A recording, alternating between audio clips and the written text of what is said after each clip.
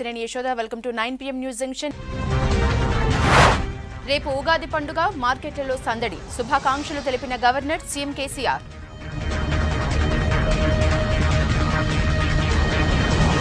Russia Sputnik vaccine కు కేంద్రం ఆమోదం. 14న గవర్నర్లతో ప్రధాని, ఉపరాష్ట్రపతి మీటింగ్. దేశంలో 1,68,000 కరోనా కేసులు నమోదు. మందులు, వెంటిలేటర్లపై జీఎస్టీ వద్దన్న సోనియా. రాష్ట్రానికి 3.5 లక్షల డోసులు పంపిన కేంద్రం. స్ట్రిక్ట్ గా మాస్క్ రూల్. సర్కార్ సభల్లో మాత్రం నిర్లక్ష్యం. వరంగల్లో 13 ప్రారంభోత్సవాలు, 23 శంకుస్థాపనలు. కేసీఆర్ ను తిడితే కార్యకర్తలు ఊరుకోరన్న కేటీఆర్. పై ఏబీవీపీ నిరసనలు, అరెస్ట్ చేసిన పోలీసులు. సునీల్ నాయక్ బలిదానాన్ని విపక్షాలపై నెట్టేసిన కేటీఆర్. దండుపాల్యం బ్యాచ్ లా కేసీఆర్ సర్కార్ ఉందన్న సంజయ్. తెలంగాణ ఉద్యమంలో కేటీఆర్ ఎక్కడున్నాడని కామెంట్.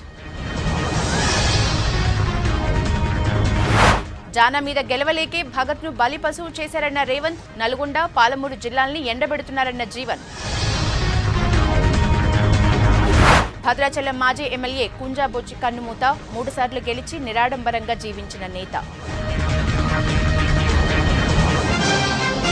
రౌండ్ కు టీఎంసీపై వ్యతిరేకత పెరుగుతుందన్న మోడీ. తన ప్రచారానికి ఈసీ బ్యాన్ పెట్టడంపై మమత ఆగ్రహం. రేపు ఆందోళన. డీటెయిల్స్ చూద్దాం. దేశంలో మరో వ్యాక్సిన్ వాడకంలోకి రానుంది. Russian made Sputnik V vaccine కు అప్రూవల్ ఇచ్చింది ఎక్స్పర్ట్స్ కమిటీ. కరోనా ట్రీట్మెంట్ లో ఉపయోగించే అన్నింటిపైన జీఎస్టీ తొలగించాలని కేంద్రాన్ని కోరారు సోనియా గాంధీ. ఇక ఈ నెల 14న అన్ని రాష్ట్రాల గవర్నర్లతో ఉపరాష్ట్రపతి వెంకయ్యనాయుడు, ప్రధాని మోడీ కరోనాపై చర్చించనున్నారు.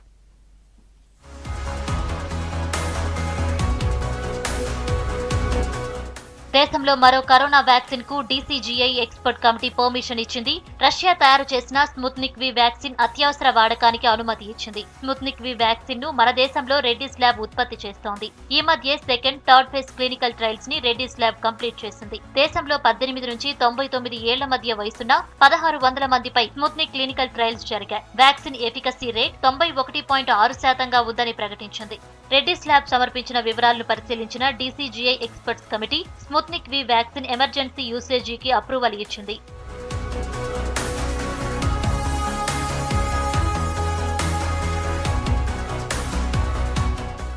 కరోనా సెకండ్ వేవ్ ఉధృతి రోజురోజుకి పెరుగుతోందే తప్ప తగ్గటం లేదు. ఆదివారం దేశంలో 168,912 కేసులు నమోదు అయ్యాయి. 904 మంది చనిపోయారు. దేశంలో కరోనా మరణాల సంఖ్య 170,000 దాటింది. దేశంలో యాక్టివ్ కేసులు 12 లక్షలు దాటాయి. కరోనా ఫస్ట్ వేవ్ పీక్ లో ఉన్నప్పుడు కూడా ఈ స్థాయిలో యాక్టివ్ కేసులు లేవు. దేశంలో వ్యాక్సిన్ 10,45,00,000 డోసులు దాటింది. టీకా ఉత్సవ్ మొదటి రోజే 30 లక్షల డోసుల వరకు టీకాలు ఇచ్చినట్టు కేంద్ర ఆరోగ్య శాఖ తెలిపింది. వ్యాక్సినేషన్ డైలీ యావరేజ్ 40 లక్షలు దాటిందని ఆరోగ్య శాఖ ప్రకటించింది.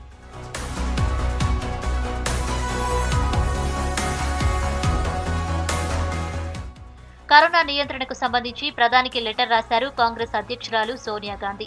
రాష్ట్రాలకు వ్యాక్సిన్ సప్లై పెంచాలని కోరారు. అలాగే వ్యాక్సిన్ ఎలిజిబిలిటీ ఏజ్ కూడా తగ్గించాలని సూచించారు. కరోనా ట్రీట్మెంట్ కు సంబంధించి మందులు, వెంటిలేటర్లు, పీపీఈ కిట్స్, మాస్కులు, రెమిడిసివిర్, డెక్సామెథజోన్ లాంటి మందులు, ఇతర సామాగ్రిపై జీఎస్టీ తొలగించాలన్నారు. అర్హులైన పేద ప్రజలకు నెలకు 6,000 రూపాయలు ఇవ్వాలని కోరారు. ఇక వ్యాక్సిన్ ఉత్సవ్ విషయంలో ప్రధాని మోడీపై సెటైర్లేశారు కాంగ్రెస్ నేత రాహుల్ గాంధీ. 385 రోజులుగా కరోనాతో పోరాడుతున్నా గెలవలేకపోతున్నామన్నారు. చప్పట్లు కొట్టడం, దీపాలు వెలిగించడం లాంటివి చాలా చూశామని, ఇప్పుడు అవన్నీ ఆపి దేశానికి వ్యాక్సిన్ ఇవ్వాలని మోడీకి సూచించారు రాహుల్. मोदी जी, आपने कहा था कोरोना की लड़ाई 18 दिन में जीती जाएगी. आपने घंटी बजवा दी, थाली बजवा दी, मोबाइल फोन की लाइट जलवा दी. कोरोना आगे बढ़ता गया और अब दूसरी वेव है और लाखों लोग कोरोना के शिकार हो गए. आप इवेंटबाजी बंद कीजिए. जिसको भी वैक्सीन की जरूरत है उनको दिलवाइए.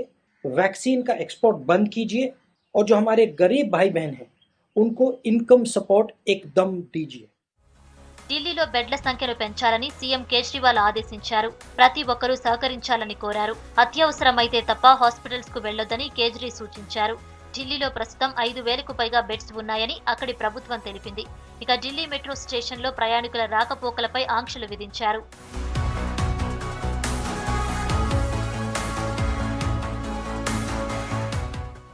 కరోనా ఉధృతి ఎక్కువగా ఉన్న మహారాష్ట్రలో 10th, 12th స్టాండర్డ్ ఎగ్జామ్స్ వాయిదా వేసింది ప్రభుత్వం. మిగతా బోర్డులు కూడా పరీక్షలు వాయిదా వేయాలని మహారాష్ట్ర ప్రభుత్వం కోరింది. మరో 2-3 రోజుల్లో కఠిన నిర్ణయాలు తీసుకుంటామని మహారాష్ట్ర ప్రభుత్వం తెలిపింది. ఈ కరోనా చైన్ బ్రేక్ చేయాల్సిందేనని, అందుకు తగ్గట్టుగా నిర్ణయాలు తీసుకుంటామని మంత్రి అస్లాం షేక్ చెప్పారు. కేసులు ఎక్కువగా ఉన్న మహారాష్ట్రకు తక్కువ వ్యాక్సిన్ ఎందుకు ఇస్తున్నారని కేంద్రాన్ని ప్రశ్నించారు.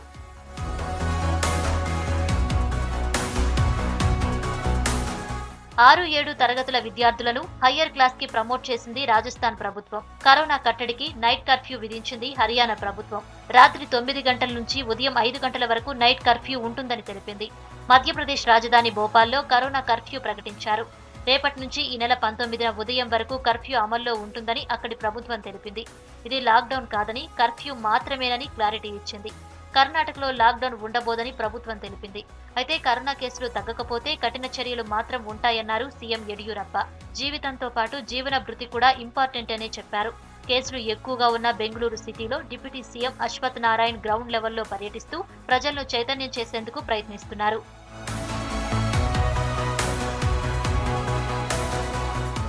రాష్ట్రంలో కరోనా కట్టడికి తీసుకుంటున్న చర్యలపై గవర్నర్లతో చర్చించనున్నారు ప్రధాని మోడీ. ఈ నెల 14న రాష్ట్రాల గవర్నర్లు, కేంద్రపాలిత ప్రాంతాల లెఫ్టినెంట్ గవర్నర్లతో ప్రధాని మోడీ, ఉపరాష్ట్రపతి వెంకయ్యనాయుడు వీడియో కాన్ఫరెన్స్ చేయనున్నారు.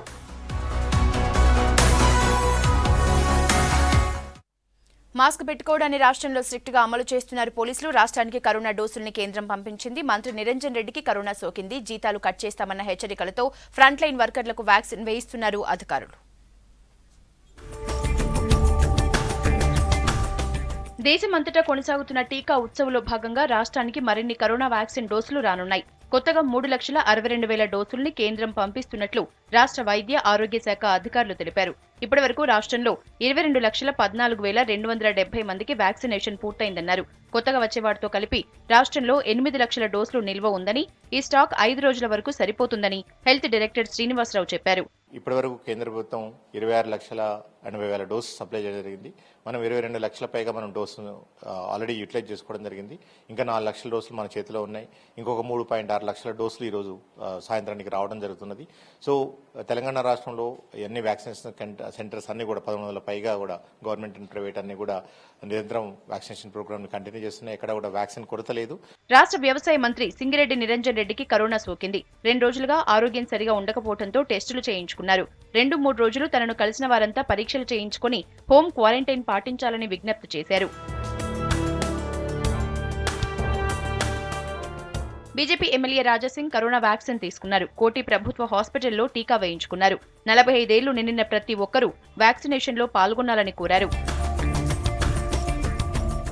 కరీంనగర్ గవర్నమెంట్ హాస్పిటల్లో ఒకరి పేరుతో మరొకరు వ్యాక్సిన్ వేయించుకున్నారు. ఘనశ్యామ్ ఓజా ఓ స్వచ్ఛంద సంస్థ నిర్వాహకుడు. వ్యాక్సిన్ కోసం ఆన్లైన్లో తన పేరు రిజిస్టర్ చేసుకుని కరీంనగర్ గవర్నమెంట్ హాస్పిటల్కు వెళ్లారు. అప్పటికే ఓజా పేరుతో ఎవరో వ్యాక్సిన్ వేసుకుని వెళ్లిపోయారు. ఓజా ఫోన్కు మెసేజ్ కూడా వచ్చింది. ఆధార్ కార్డు లేకుండా, ఏ ఎవిడెన్స్ అడగకుండా తన పేరుతో వచ్చిన వ్యక్తికి వ్యాక్సిన్ ఎలా ఇచ్చారని డాక్టర్లను ప్రశ్నించారు ఓజా. అక్కడున్న సిబ్బంది ఎవరూ సమాధానం చెప్పలేదు. ఫేక్ రిజిస్ట్రేషన్లు, వ్యాక్సినేషన్పై అధికారులు దృష్టి పెట్టాలని డిమాండ్ చేశారు.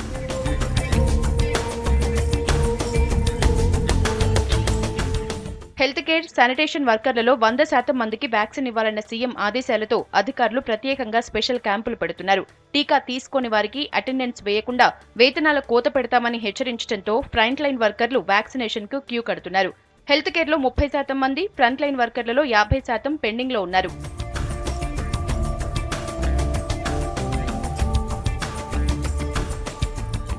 రాష్ట్రంలో ఆదివారం ఒక్కరోజే 97,447 మందికి వ్యాక్సిన్ ఇచ్చారు. మొత్తం రాష్ట్రంలో 21,58,837 మందికి వ్యాక్సిన్ అందజేశామని వైద్య ఆరోగ్య శాఖ తెలిపింది.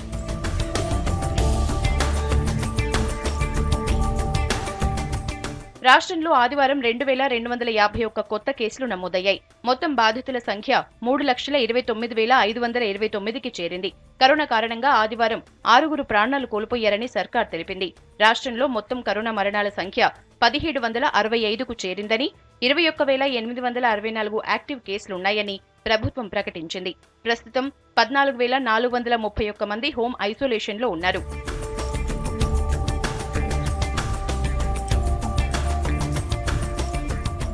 రాష్ట్ర వ్యాప్తంగా ఈ నెల 5 నుంచి 11వ తేదీ వరకు మాస్క్ పెట్టుకుని దాదాపు 6,478 మందిపై కేసులు పెట్టారు పోలీసులు. హైదరాబాద్, సైబరాబాద్, రాచకొండ 3 కమిషనరేట్ల పరిధిలోనే 3,214 కేసులు నమోదయ్యాయన్నారు.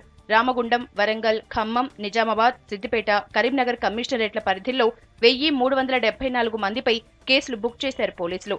సీసీ కెమెరాల సహాయంతో ఎక్కువ కేసులు ఫైల్ చేస్తున్నారు అధికారులు.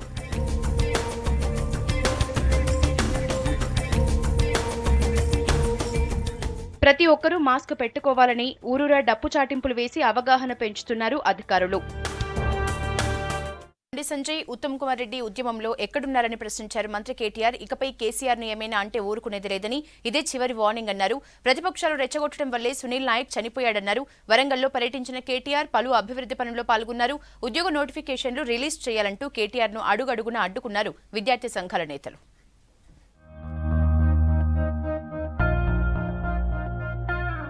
త్వరలో గ్రేటర్ ఎన్నికలు ఉండటంతో వరంగల్లో పర్యటించారు మంత్రి కేటీఆర్. ప్రారంభోత్సవాలు, శంకుస్థాపనలు, సభలు, సమావేశాలు, సమీక్షలతో బిజీగా గడిపారు. మంత్రులు సత్యవతి రాథోడ్, ఎర్రబెల్లి దయాకర్ రావుతో కలిసి వరంగల్లో అభివృద్ధి కార్యక్రమాల్లో పాల్గొన్నారు. కేసీఆర్ కు వరంగల్ పై ప్రత్యేక ప్రేమ ఉందన్నారు కేటీఆర్. 2,500 కోట్ల అభివృద్ధి పనులకు శంకుస్థాపన చేశామన్నారు. హైదరాబాద్ గ్లోబల్ సిటీ అయితే వరంగల్ ను ఫ్యూచర్ సిటీగా మారుస్తామన్నారు. వరంగల్ కు త్వరలో మోనో రైల్ తెస్తామన్నారు. రాష్ట్ర ప్రజలకు త్వరలోనే కొత్త రేషన్ కార్డులు, పెన్షన్లు అందిస్తామన్నారు కేటీఆర్. వరంగల్ పట్టణాన్ని భవిష్యత్తులో హైదరాబాద్ ఏమో గ్లోబల్ సిటీ అయితే వరంగల్ ఒక ఫ్యూచర్ సిటీగా, తెలంగాణలోనే అద్భుతమైన ద్వితీయ శ్రేణి పట్టణంగా, నగరంగా తయారు చేసే బాధ్యత మాది. ఖచ్చితంగా ఏకపక్షంగా ఎట్లా అయితే పోయిన 6 సంవత్సరాలుగా వరంగల్లో మీరు తీర్పిస్తా ఉన్నారో. ప్రతిపక్షాలకు వరంగల్ నుంచి స్ట్రాంగ్ వార్నింగ్ ఇచ్చారు కేటీఆర్. సీఎం కేసీఆర్ వయసు, హోదా చూడకుండా బీజేపీ వాళ్లు మాట్లాడుతున్నారన్నారు. కేసీఆర్ ను ఏమైనా అంటే ఊరుకునేది లేదని, ఇదే చివరి హెచ్చరిక అన్నారు. ఉద్యమంలో బండి సంజయ్, ఉత్తమ్ ఎక్కడున్నారని ప్రశ్నించారు కేటీఆర్. మోడీ ఇస్తానన్న 15 లక్షలు, కాజీపేట రైల్వే కోచ్ ఫ్యాక్టరీ ఏమైందని ప్రశ్నించారు. ప్రధాని మోడీ ఎన్ని ఉద్యోగాలిచ్చారో చెప్పాలన్నారు. ఉద్యోగాల పేరుతో ప్రతిపక్షాలు సిగ్గు లేకుండా మాట్లాడుతున్నాయన్నారు. వాళ్లు రెచ్చగొట్టడం వల్లే విద్యార్థి సునీల్ చనిపోయాడన్నారు. ఐఏఎస్ కావాల్సిన వాడినని సునీల్ చనిపోయే ముందు వీడియోలో చెప్పాడన్నారు. ఐఏఎస్ నోటిఫికేషన్ల భర్తీ ఎవరిదని ప్రశ్నించారు కేటీఆర్.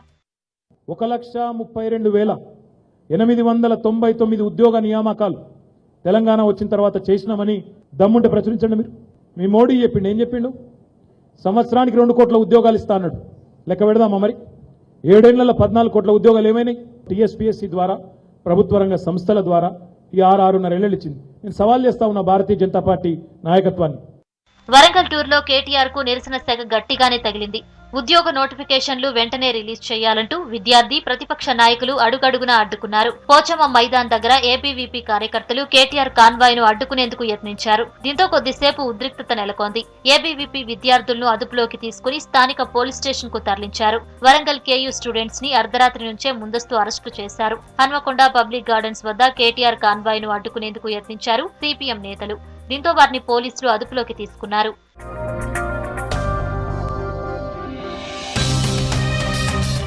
వరంగల్ టూర్లో భాగంగా లక్ష్మీపురంలో 24 కోట్లతో నిర్మించిన అత్యాధునిక సమీకృత మార్కెట్ ను ప్రారంభించారు కేటీఆర్. 6 కోట్లతో నిర్మించిన ఆదర్శ కూరగాయల మార్కెట్ ను ఓపెన్ చేశారు. 60 కోట్లతో నిర్మించిన రోడ్ ఓవర్ బ్రిడ్జ్ ని, 7 కోట్లతో అండర్ బ్రిడ్జ్ కి సమాంతరంగా నిర్మించిన కొత్త బ్రిడ్జ్ ని ఓపెన్ చేశారు. తూర్పు నియోజకవర్గంలో డబుల్ బెడ్రూమ్ ఇళ్లకు శంకుస్థాపన చేశారు. దూపకుంటలో 31 కోట్లతో నిర్మించిన 600 డబుల్ బెడ్రూమ్ ఇళ్లకు, దేశాయిపేటలో 10 కోట్లతో జర్నలిస్టుల కోసం కడుతున్న 200 ఇళ్లకు భూమి పూజ చేశారు. అలాగే ఎల్బీ నగర్ లో నిర్మిస్తున్న షాదీఖానా, మండీ బజార్లో నిర్మిస్తున్న హజ్ హౌస్ లకు శంకుస్థాపన చేశారు.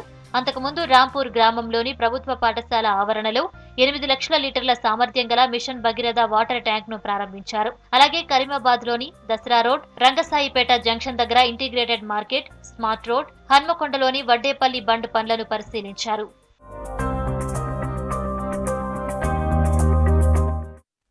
రాష్ట్రానికి కేంద్రం నిధులు ఇచ్చినా ఇవ్వలేదనటం సరికాదన్నారు బీజేపీ రాష్ట్ర అధ్యక్షుడు బండి సంజయ్. కేంద్ర నిధులపై చర్చకు సిద్ధమా అంటూ కేసీఆర్ కు సవాల్ విసిరారు సంజయ్. బీజేపీ లేకపోతే కేసీఆర్ సీఎం అయ్యేవాడా అంటూ ప్రశ్నించారు సంజయ్. ఉద్యోగాలు లేక నిరుద్యోగులు ఆత్మహత్యలు చేసుకుంటున్నారని విమర్శించారు బీజేపీ నేతలు.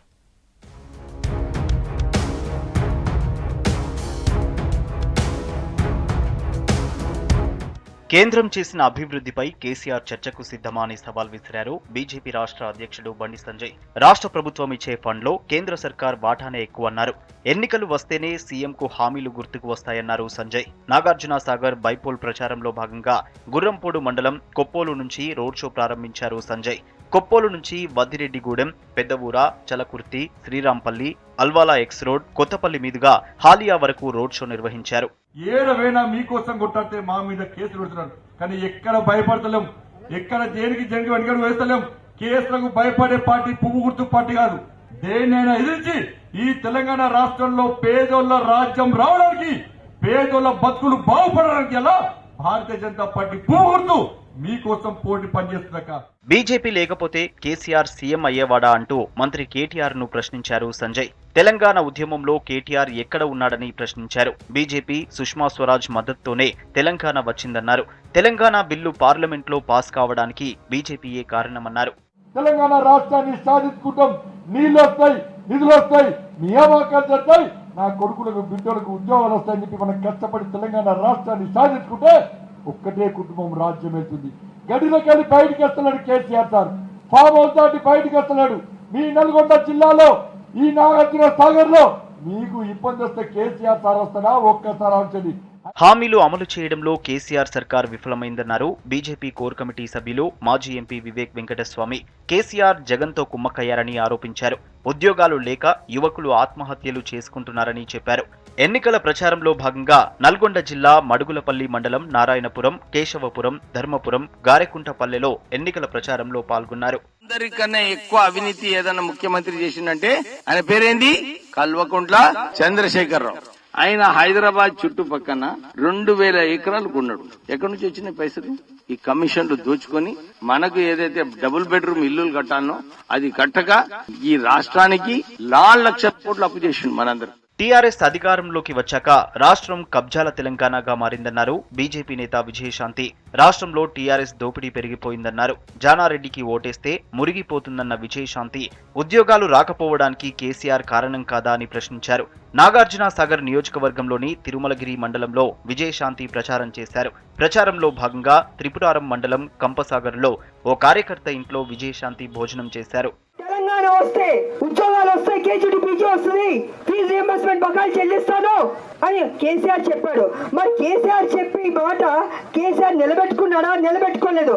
కానీ మీరు ఆ పెన్షన్లు చూసుకుని మీరు ఓటు కేసీఆర్కి వేస్తారు, కానీ మీ కొడుకు కూతురు జీవితం రోడ్డు మీద పడ్డాయి, అన్యాయం అయ్యాయి. యువకులే బీజేపీ బలమన్నారు ఆదిలాబాద్ ఎంపీ సోయం బాపురావు. రానున్న రోజుల్లో రాష్ట్రంలో బీజేపీ అధికారంలోకి వస్తుందని ధీమా వ్యక్తం చేశారు. కొమరంభీం జిల్లా కాగజ్నగర్ కు చెందిన 50 మంది యువకులు ఎంపీ సోయం బాపురావు సమక్షంలో బీజేపీలో చేరారు. సాగర్లో కాంగ్రెస్ ను గెలిపించి రాష్ట్ర ప్రతిష్ట కాపాడాలన్నారు ఆ పార్టీ అభ్యర్థి జానారెడ్డి. భగత్ ను బలి పశువును చేసేందుకే ఎన్నికల్లో నిలబెట్టారన్నారు PCC working president Revanth Reddy.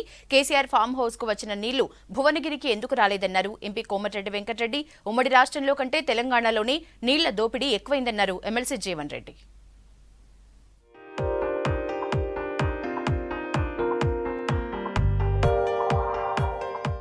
Sagar సీటును కాంగ్రెస్ అధినేత్రి సోనియా గాంధీకి కానుకగా ఇవ్వాలన్నారు ఆ పార్టీ సీనియర్ నేత జానారెడ్డి.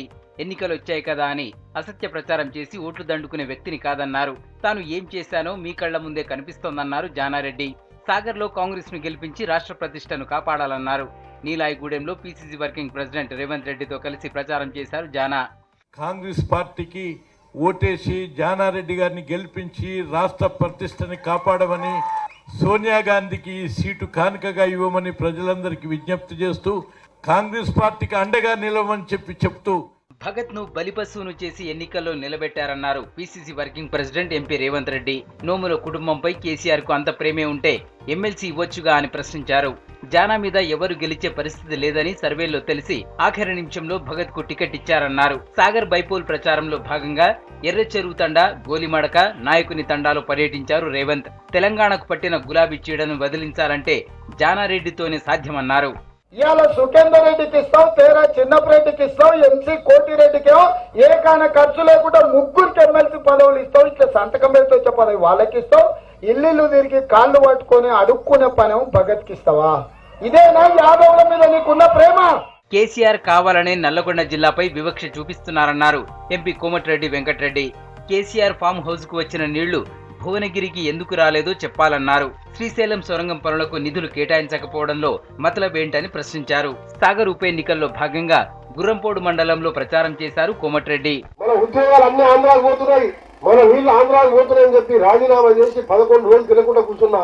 నాకు ఇంకేం కావాలి, ఇవాళ ఎంపీ పదవి ఉన్నా, ఈ పదవి కూడా అవసరం లేదు, మీరు బాగుండాలనే నా కోరిక.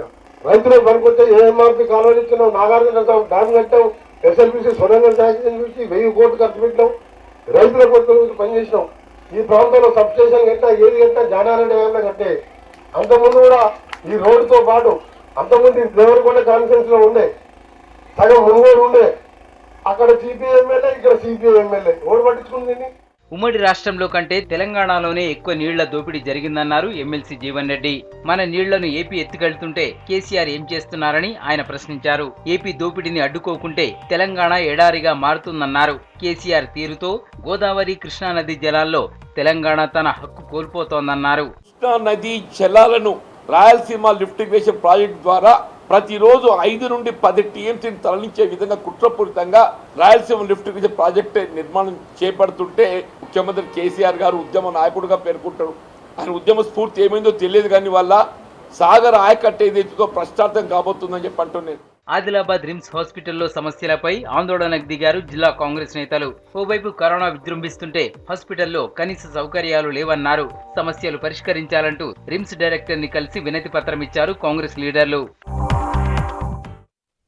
మొదటి 4 దశల్లో ఎన్నికల్లో బీజేపీ గెలుపు ఖాయమైందన్నారు ప్రధాని మోడీ. ఓటమి భయంతోనే ప్రజల్ని మమత రెచ్చగొడుతోందని అమిత్ షా ఆరోపించారు. మమతా బెనర్జీ ప్రచారంపై 24 గంటలు నిషేధం విధించింది ఎలక్షన్ కమిషన్. ఈసీ నిర్ణయానికి వ్యతిరేకంగా రేపు కోల్కతాలో నిరసన చేపట్టనున్నారు మమతా బెనర్జీ.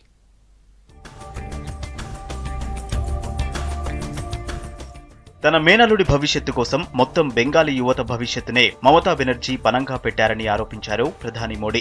కేంద్రం నుంచి వచ్చే ప్రతి పథకాన్ని మమత అడ్డుకున్నారని చెప్పారు.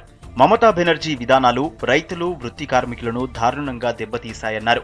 ఓటమి భయంతో మమత, ఆమె పార్టీ నేతలు ఎస్సీ, ఎస్టీ, ఓబీసీలను ఇష్టమొచ్చినట్టు దూషిస్తున్నారని ఆరోపించారు. వినాశకాలే విపరీత బుద్ధి అన్నట్టుగా మమత వ్యవహారం ఉందన్నారు. బర్ధమాన్, కళ్యాణి, బరాసత్లలో ప్రచారం చేశారు మోడీ. बंगाल में हुए आधे चुनाव में आपने टीएमसी को साफ कर दिया